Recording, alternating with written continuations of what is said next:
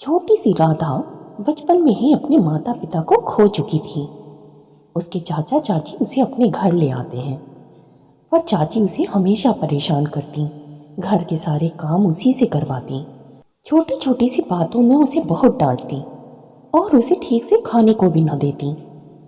राधा जब भी फ्री होती और उसका मन बहुत दुखी होता तो वह घर के पास की नदी के किनारे जाकर खूब रोती और रोते हुए अपनी माँ से शिकायत करती कि माँ, तुम मुझे इतनी जल्दी छोड़कर क्यों चली गई। उस दिन भी वह बैठी अपनी पुरानी यादों में खोई हुई अपनी माँ को याद कर रही थी।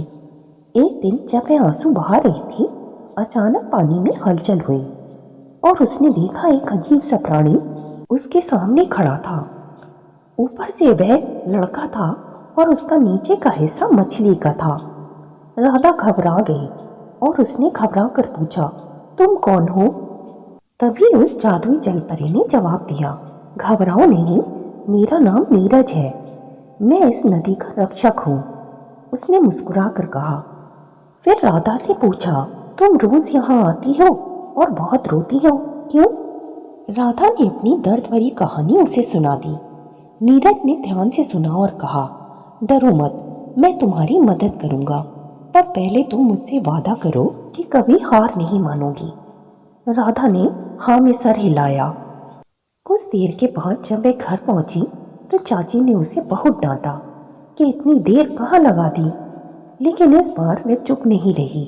उसने हिम्मत जुटाई और चाचा के सामने सब कुछ कह दिया।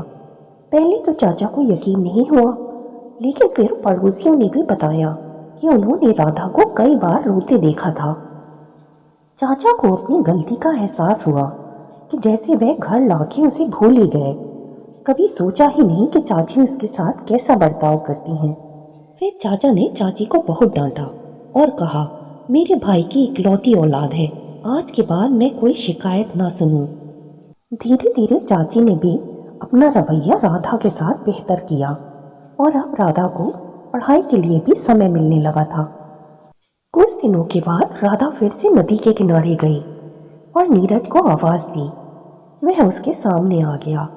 राधा ने मुस्कुराते हुए नीरज से कहा, तुम्हारी मदद के लिए शुक्रिया।